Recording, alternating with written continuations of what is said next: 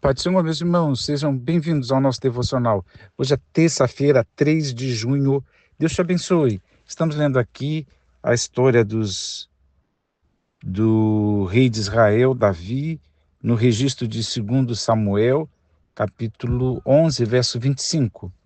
Então ordenou Davi ao mensageiro: assim dirás a Joabe: não te preocupes com esse infortúnio. A espada devora tanto este como aquele. Continua, pois, o ataque à cidade e a extermina. Encoraja-o deste modo. Essa última fala é a fala, do Davi para o mensageiro. E a mensagem era essa: não te preocupes com este infortúnio. Que infortúnio Davi está se referindo aqui? A notícia que o mensageiro trouxe foi da morte de Urias. E aqui tem toda uma história que eu vou citar muito rapidamente, contando com, com uma quase certeza que a maioria, ou todos os irmãos, conhecem esse episódio na vida de Davi, né? Davi, rei de Israel, chamado por Deus, um homem muito sensível, obediente, e que a palavra de Deus diz que a sua única falha na vida foi este episódio que eu começo a falar aqui e as decorrências dele, né? Um espiral de mentiras e um aprofundamento num mesmo problema. Esse foi o problema de Davi, mas o resto da sua vida ele se mostrou obediente a Deus, tanto que Deus fez aliança com o rei Davi, né? E Deus honrou demais Davi. Ele fez uma promessa que cumpriu, que não faltaria um descendente dele no seu trono. O aclamado rei Jesus Cristo, né? O Nazareno, foi aclamado rei, é da família de Davi, é o rei que está no trono. Osmar, você está enganado. Israel não tem rei. É aqui na terra não, mas está vivo no céu. E de maneira que nunca faltou, quando você lê as muitas gerações posteriores, nunca faltou um rei, e Jesus Cristo, da descendência de Davi, dessa linhagem, repito, é o rei de Israel que não invalidou, né, a promessa que Deus fez a esse homem. No entanto, ontem eu falei um pouco sobre um estilo de vida dos fariseus, e que a base da existência deles era a hipocrisia, e que Jesus mandou tomar cuidado com o fermento desta hipocrisia, ou seja, que os discípulos de Jesus não imitassem essa conduta. Aqui nós não estamos falando de um homem fariseu, entre aspas, ou seja, de um homem hipócrita. Nós estamos falando de um homem que caiu em um pecado e demorou um pouco para assimilar o seu erro, muito provavelmente por causa da sua posição de monarca, porque a impressão que dá, de alguma forma, é que ele julgava ter essa autoridade, né? Enfim, o que foi que aconteceu? Ele cobiçou uma mulher casada, a Batseba, e o marido dessa mulher estava em guerra e ele teve relações sexuais com ela. Essa mulher engravidou do rei Davi, e o rei Davi, qual a solução que ele deu? Já tinha cometido um adultério. Mandou matar, né? Mas não mandou matar no sentido de uma execução punitiva, tal. Não, ele armou, mandou, né, uma ideia de como esse homem deveria ser abatido, que é para não levantar suspeitas. Colocar o hitita, chamado Urias, no o lugar mais vulnerável da batalha, né? Mandou esse recado para o Joabe, o Urias foi, e quando chegou naquele lugar perigoso da batalha, o exército recuou de propósito, de forma que ele ficou sozinho e foi morto. E o Joabe, que obedeceu a ordem do Davi, mandou mensageiro para o Davi, disse, olha, aconteceu assim, assim, e o Joabe, perdão, e o Urias, né? E o Urias também morreu. Aí o Davi quem mandou matar. Aí ele diz, mas não se preocupe com esse infortúnio, porque, em outras palavras, numa guerra morre gente boa, gente má, morre gente desse lado, morre gente do outro, mais ou menos assim, né? A espada devora este como aquele. Continua, pois, aí muda o assunto. Continua o ataque à cidade, ou seja, manda ver como se a morte daquele homem, Urias, não tivesse sido nada. Que processo é esse que está acontecendo com Davi, como eu disse, um homem segundo, acho que eu não disse, mas enfim, um homem segundo o coração de Deus, um homem com quem Deus fez aliança, um homem a quem Deus chamou, um homem importante para Israel e exemplo de boa conduta, né?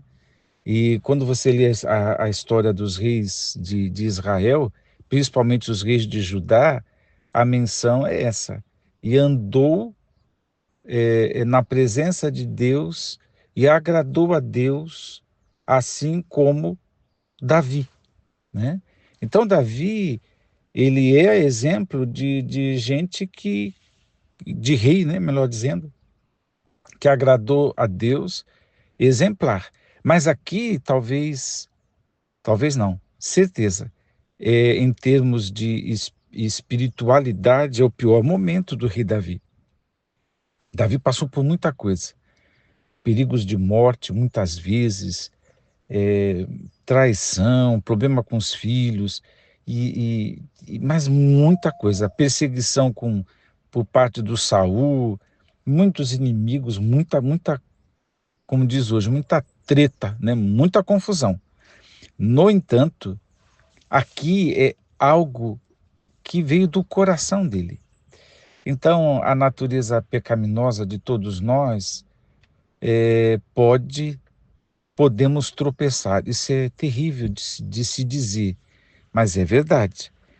Mas percebe que aquele homem tão sensível que no passado, lembra quando ele cortou a orla da roupa do Saul, aquilo, ele tinha uma sensibilidade tão grande, né? Uma sensibilidade de jamais responder, pagar mal com mal em relação às perseguições de Saul. Um homem sensível, capaz de compor músicas das quais lemos e refletimos até os dias de hoje, que muitos salmos é da composição do rei Davi. Então, era alguém extremamente sensível. Eu só quero chamar a atenção que o pecado promove, né? Como o pecado pode trazer um endurecimento, aqui não foi para uma vida inteira, um estilo de vida, como era o caso dos fariseus que falei ontem, mas por um momento ele ficou completamente endurecido pelo engano do pecado, né? Mas Deus restaurou este servo dele, enviando o profeta Natã, que o repreendeu, contou uma história que aparentemente era um relato de algo que aconteceu, mas na verdade era uma analogia do que ele tinha feito enquanto rei e tudo mais. Mas o capítulo 12, o Natan fala das consequências. Outra questão do pecado não é só endurecimento, mas as consequências na família e tudo mais. E mais o verso 13 do capítulo 12, Davi fala o que ele não tinha falado até agora. Ele diz: pequei contra Jeová. E, e ele confessa a Natã. E o Natã afirmou a Davi: por sua parte, Jeová perdoa o teu pecado e não morrerás. Ele foi perdoado, mas teve consequências.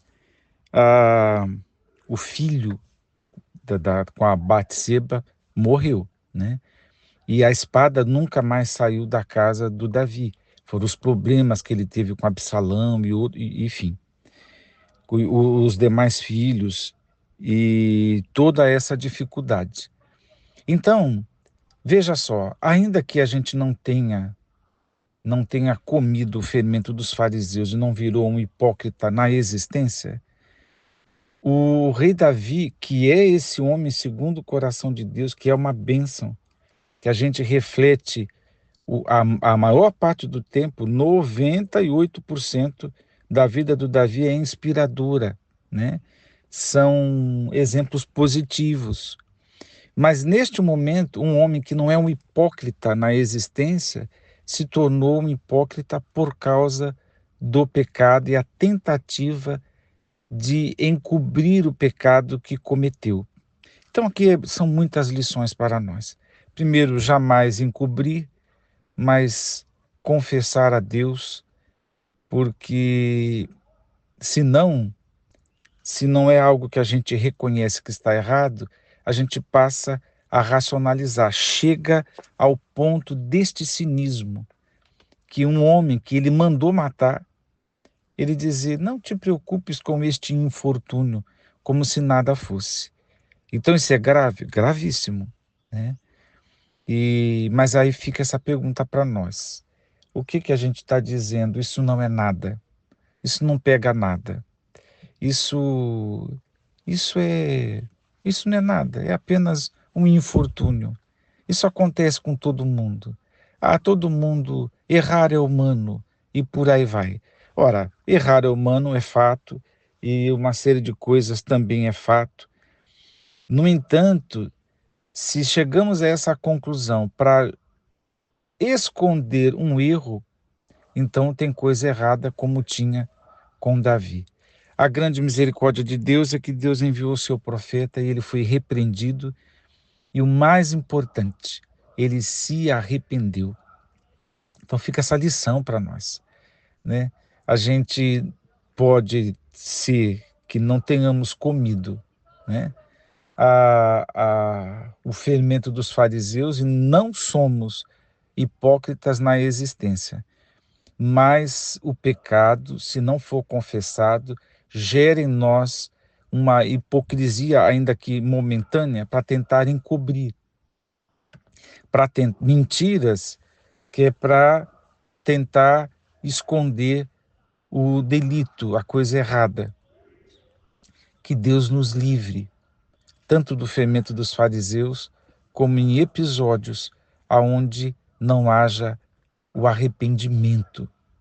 Porque com isso não estou condenando ninguém, mas para dizer que a vitória do crente é a confissão dos pecados e o arrependimento, de preferência com lágrimas, com pesar, para não chegar nesse extremo de considerar um assassinato um infortúnio, né? Uma coisa assim, né? Respondida com cinismo. Você, eu, todos nós precisamos da misericórdia do Senhor para não sermos enredados num processo terrível desse. E que o nosso Deus, através da sua palavra, que a sua palavra, entenda o que eu vou dizer, que a palavra do Senhor seja um Natã que nos repreenda todos os dias. Deus te abençoe. Vamos orar. Pai eterno, abençoa o nosso coração. Guarda-nos de tropeçarmos, porque isso é possível na nossa vida. E se acontecer, Senhor, não nos deixe chegarmos na hipocrisia, no cinismo, não nos deixe mentir para encobrir nossas falhas, mas nos leve, Senhor, ao arrependimento mais profundo e nos leve, Senhor, à contrição do coração. É o que eu te peço, Pai, no nome de Jesus. Amém.